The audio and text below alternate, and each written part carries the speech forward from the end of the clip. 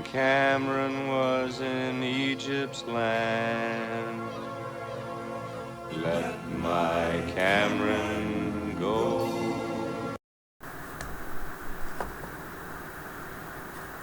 Hey everyone, it's Nathan here. Thanks for stopping by, visiting, saying hi through a screen. I appreciate it. So, got a few things on the agenda today. One, wanted to do a little GAW entry for David over at Mythical History. Really fun little question that he has for his 100 subs, so congratulations, David. Also, my aunt found some of Grandpa's old pipes, and so we had a little soiree over at my brother's to go round by round and pick which ones we wanted. And there were 3 Camoys, a Sassiani, just some good picks from the lot. So I walked away with 2 of them. And this was, again, at my little brother's. We were able to get all of us together, my 2 brothers and my dad and I. And so I had the wonderful opportunity of treating them to their own little tasters of Captain Black Grape. None of them are fans. That is a shock to all of you, I know. My dad and my older brother, who aren't really ones to engage their palate to discover things, just wondered what the hell they did to me that made me want to give them Captain Black Grape. And they didn't know what they were having, because I was able to sneak away to pack each 4 of them. So yes, I enjoyed it for a second time,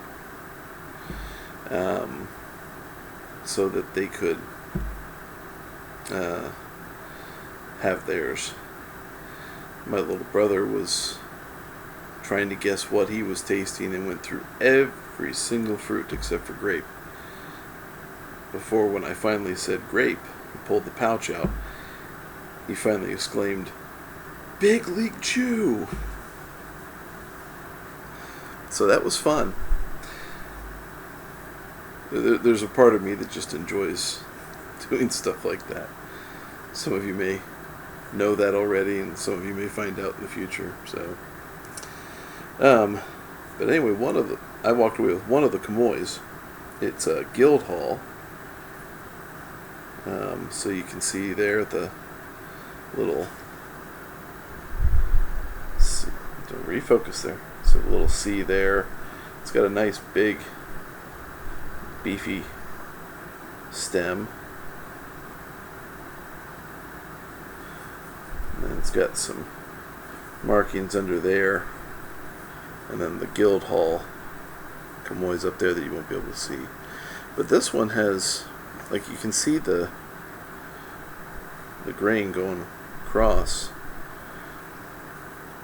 just like there as well.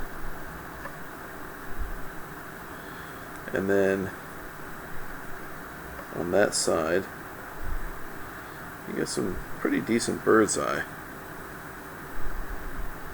And this side has some as well. I don't know if that'll come across on camera in the midst of that one large inclusion, but yeah, so this is what I had the other night with them. Not with the Captain Black Grape, mind you. With this, I had some 3 Nuns. The other one, it's actually one that I'm going to have today, came in this case. It was not a meerschaum, but inside the case, and I don't know if anyone knows, I looked on the website that can give you all the markings and everything. It says warranted French briar, gold mounted, but that's all that it has in this case, and there are no markings at all on this. So I don't know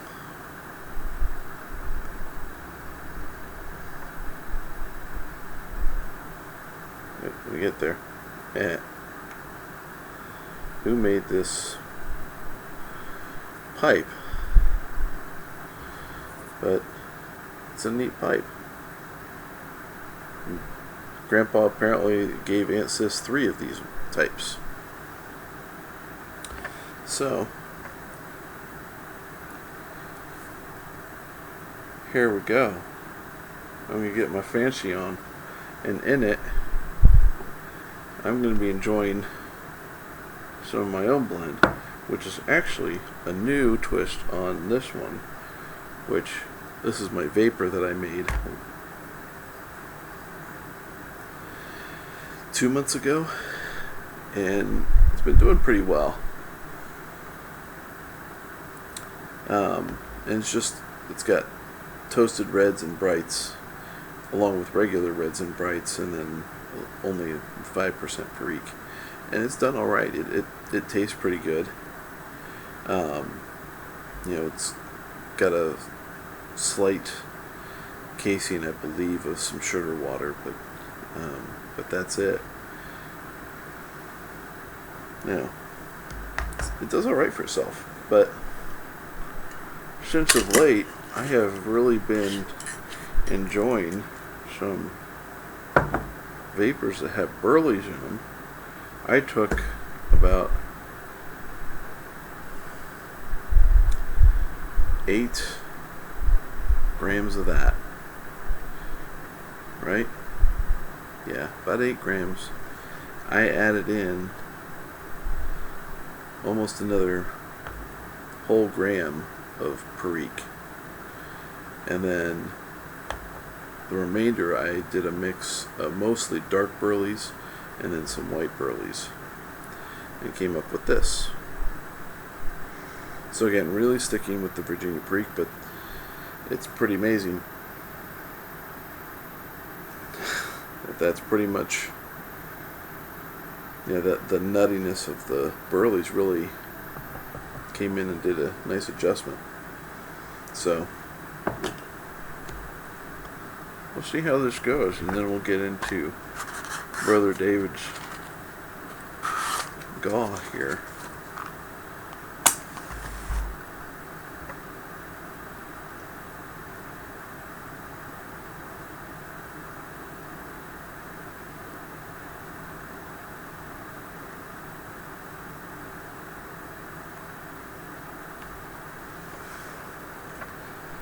If any of you have any idea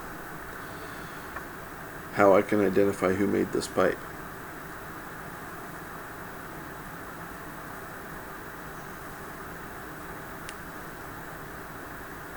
that would be really appreciated, because it would just be kind of fun to look at, find out more information. I don't know how my grandfather just would go by flea markets and pick up random things. So, meerschaums and stuff like that you'd find there, and he wasn't one of these guys. He was a Depression fella, so he did a lot of that's cheaper than where I can go anywhere else, and I'll take that one type of guy. He wasn't a guy who cared much for pomp and circumstance type stuff.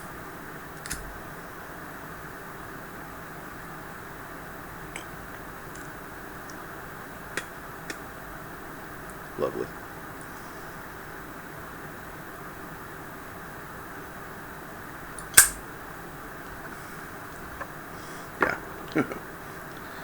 who knows if that little bit that I just took in was probably a 30 to 40-year-old bit of tobacco.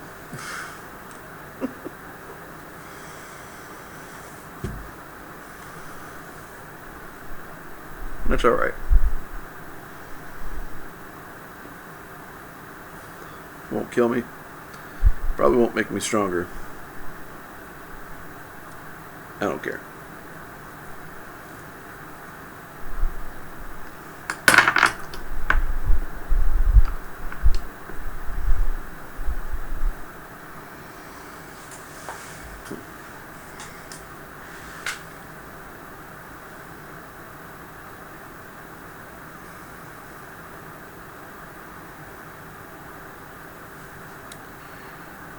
Okay, I'm going to have to do a side-by-side test between what I did with this blend and the original.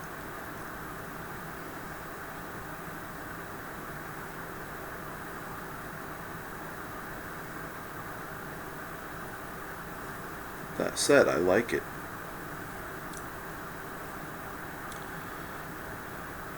There's a... Ooh, that metal's kind of warm.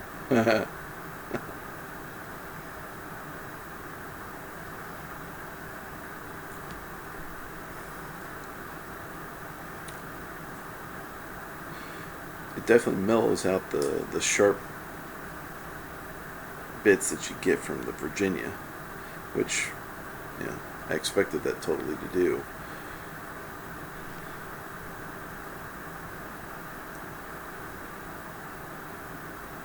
I think I'm going to have to let it sit longer, obviously, because it's only been a few days, but I mean, this is a pretty decent first smoke on the mixture. But I got to obviously have to let it sit for a while to really let that perique kind of get in there and box with the rest of them.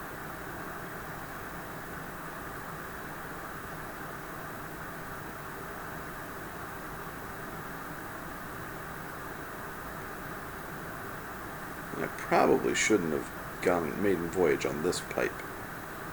I know my dad cleaned it, but I may have been good for if I had done an additional one. But either way, I still get the main components going here.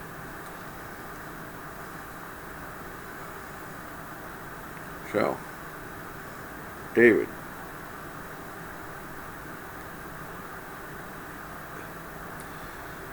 you wanted our favorite literary example of pipe smoking. Now, a while back, I think it was for Lester's 1000 Sub Gaw, I read the entirety of the one example of Johann Sebastian Bach that anyone can find of how we knew he was a pipe smoker. This big long poem. A really neat poem. I'm starting to get it more into that, which honestly I kind of have you to thank for, because you've got me hooked on Malcolm Geit, and I could listen to that dude talk all day long.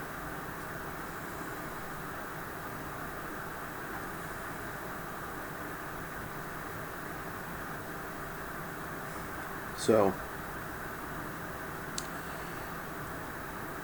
I'm not going to use that poem as an example. I mean, it's fantastic, and I could read that over and over again, especially as I get better at reading actual poetry.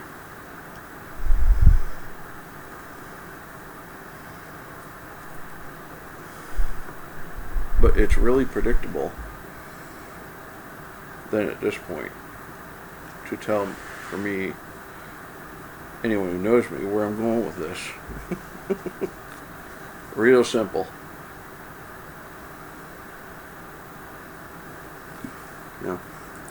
Now, one might have said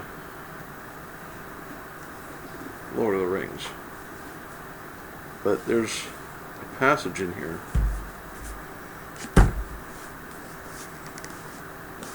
that so picture perfectly sets me in the living room at my dad's feet.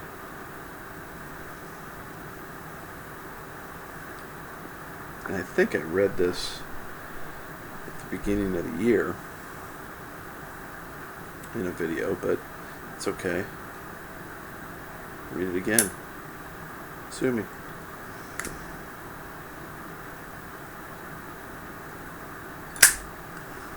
So,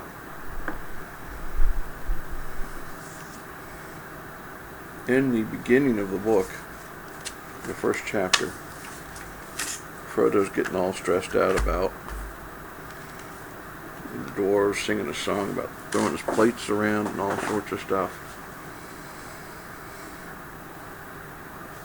I can relate. Not that my plates are valuable, but I just don't want to have to go out and buy new ones, especially with inflation. You know.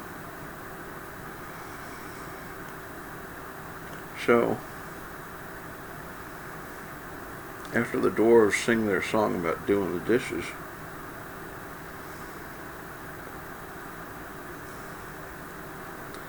Tolkien writes, "And of course they did none of these dreadful things, and everything was clean and put away safe and quick as lightning, while the hobbit was turning round and round in the middle of the kitchen trying to see what they were doing.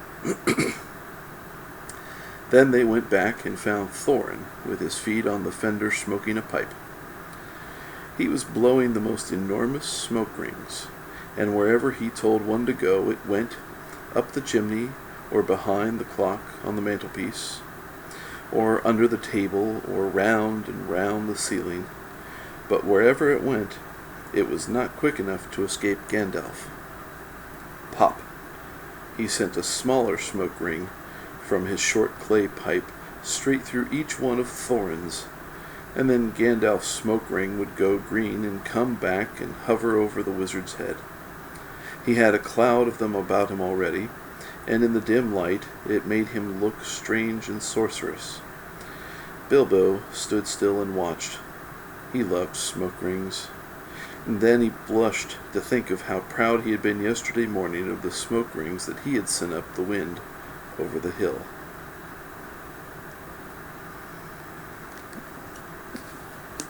That is tops for me, because it so perfectly encapsulates me sitting at my dad's feet as he was smoking his pipe when I was a boy, begging him constantly, "Oh, blow another smoke ring, Dad." And he'd oblige every now and again. And we would just watch it sail through the air, the still air in the living room or wherever he was smoking it. And it's such a pleasant memory. And you all know my fondness for my dad. And my fondness for my grandfather, but I don't recall my grandfather in smoke rings. I recall my dad in smoke rings. And so each time I read that passage, I think about myself as a boy, thinking, oh, how I love smoke rings. So, there's my literary piece for you, David. Congratulations on the subs. You've got a great channel. I've been enjoying it a lot. So, I look forward to, Lord willing, seeing you down here in Columbus on August 13th. I'll do another reminder video about that at some point. For you and anyone else who wants to join up. I know a few other fellows that are coming down, so it's going to be a great time. So, that said, thanks for watching. Count your blessings. Be thankful for them. And when all that's said and done, grace and peace to you.